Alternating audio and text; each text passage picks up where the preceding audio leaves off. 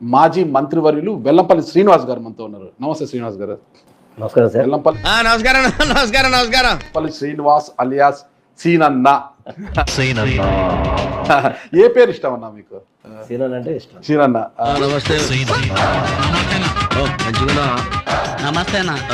నేను కూడా అదే విన్నాను అన్నమాట. బయట కూడా కొన్ని ఫ్లెక్సులు చూశాను. ఏమిటి సిగ్గుపడుతున్నారా? వీడు ముఖానికి సిగ్గు కూడాను. మా సీనన్న అనేది ఉంది. వెల్లంపల్లి శ్రీనివాసం చాలా తక్కువగా కనిపిస్తుంది అంట. సమయానికి సీనన్న వచ్చాడు కాబట్టి భయపడి పెళ్లికొట్టో అసలు పెళ్లి జరిగేది కాదు. సీనన్న అన్నప్పుడు ఆ పిలుపులో ఆ తీయదనం అదంతా ఉంటుంది కదా. ఓకే, ఇంకా ఎలా ఉన్నారు? బాగున్నాను సార్. బానే ఉన్నానండి. ఇంకా బీపీ షుగర్ రాలేదు.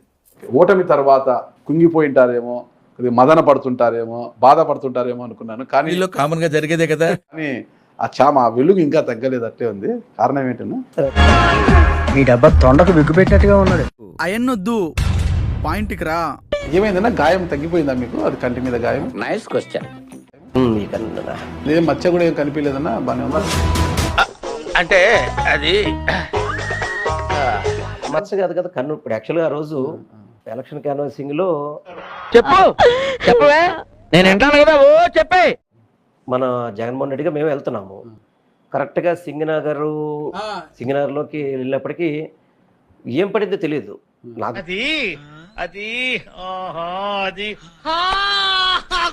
నాకు జగన్మోహన్ రెడ్డి గారికి దెబ్బ తగిలిన సంగతి నాకు తెలియదు. ఎందుకంటే ఆయన ఇద్దరు పక్క పక్కనే ఉన్నాం. ఏంటి బాబా అన్న ఇంకోసారి? ఎందుకంటే ఆయన ఇద్దరు పక్క పక్కనే ఉన్నాం. ఇంత చిన్న లాజిక్ ఎలా మిస్ అయ్యారు మీరు? నేను జగిన వెంటనే ఇటు తిరిగిపోయాను. తిరిగిపోతే ఈ పక్కన మాత్రం నాకు ఈ పక్కన దెబ్బలే బ్లడ్ వచ్చింది. అయ్యో అయ్యో అయ్యో అయ్యో, ఎంత ఘోరం జరిగిపోయిందిరా. బట్ కన్ను అయితే మాత్రం రెటీనా కింద కొంత వాపు వచ్చింది. టోటల్ గా రెడీ అయిపోయింది కన్ను అంతా కూడా. నాకు తగిలిన దెబ్బలతో పోల్చుకుంటే నీకు తగిలిన దెబ్బ అంటరా? దెబ్బల్లో కూడా నువ్వే గొప్ప. మరి అదే రాయి అని మీ దగ్గర ఉందే సాక్ష్యం? అదే రాయి తగిలింది సార్.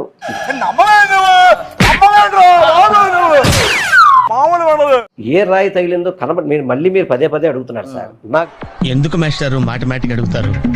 నాకు మాత్రం అదే రాయి తగిలిందా ఏమి తగిలిందా అనేది చాలా బలంగా తిరిగింది దెబ్బ. అది బలం నాకే తెలియదు.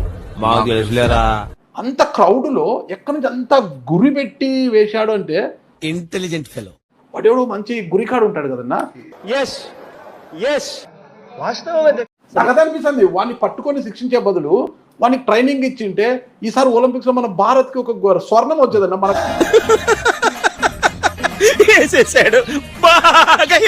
మనకు భారత్ ఖాతాలో ఒక స్వర్ణం కూడా లేదు. ఏం పాయింట్ పెట్టావన్నా, సూపర్.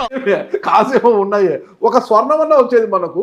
అంతటి వీరుడు ఎక్కడున్నాడు మనకు ఇక్కడ అని. నేను మరీ అంత ఎదవలా కనపడుతున్నారా? ఓ మాదిరిగా కూడా కనపడలేదా?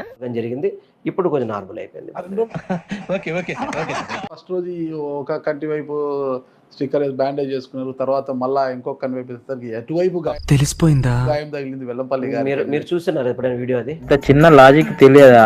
ఈ నాయకుడు లాగానే అబద్ధాలతో బ్రతికేస్తున్నారన్న పార్ట్ మీరు సరిగా ప్లానింగ్ చేసుకోలేదా? మీరిద్దరు బిగినర్స్ మిస్టేక్స్ ఇవన్నీ. అంటే రాయి ఇట్లా వేగంగా వచ్చినప్పుడు మీకు ఇలా తగిలి ఇలా పోయింటదన్న. ఎట్టకారాలు వద్దు. ఎవరితో అటకారం? ఎవరితో అటకారం? ఇదే సరే, అది ఎలా తగిలింది అనేది చూసే నా కంటికి తగల మాత్రం నాకు తెలుసు తప్ప ఆయనకి ఎక్కడ. మీరు ఇద్దరు సమానంగా ఉన్నప్పుడు లేదంటే ఆయన మీకన్నా కొంత షార్ట్ ఉంటే మీకు ఈడ తగిలి ఆయనకి ఈడ తగలచ్చు. ఇట్లా ఇట్లా వీడు ఈ టైప్ లో తగిలేంటి? ఇట్లా రాయి. ఆయన నుంచునేది హైట్ లో ఉంటారు కదా, ఆయన మామూలుగా ఆయన నుంచునేది. నాకు ఈ టార్చర్ ఏంట్రా బాబు? దెబ్బ తగిలిన దాంట్లో మాత్రం ఎవరు కూడా దాని డ్రామా అంటే మాత్రం నేను సహించేది లేదు. ఏం చేస్తావరా? చంపుతావా? నరుకుతావా? ఏం చేస్తావా? తగిలింది వాస్తవం. అది కావాలని చేశారా, చేయించుకున్నారా అన్నదే ప్రశ్నార్థకం.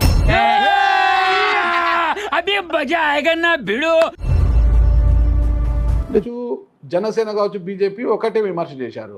ఎందుకు? 2019 ఎన్నికల్లో ప్రశాంత్ కిషోర్ యొక్క డైరెక్షన్ లో కోడికత్తి డ్రామా ఆడారు. ఎందుకు సార్ పాతగాయని మళ్ళీ రేపుతారు? ఇప్పుడు ఐపాక్ పర్యవేక్షణ ఎవరైతే చేస్తున్నారో రిషి డైరెక్షన్ లో ఈ గులకరాయి డ్రామా ఆడారు. ఇదంతా చెయ్యాలి. చూడటం కాదండి, మీరు చెయ్యాలంతే. సరే, మీరు ట్రై చేస్తారన్నారంటే అది ఓకే అయిపోయిన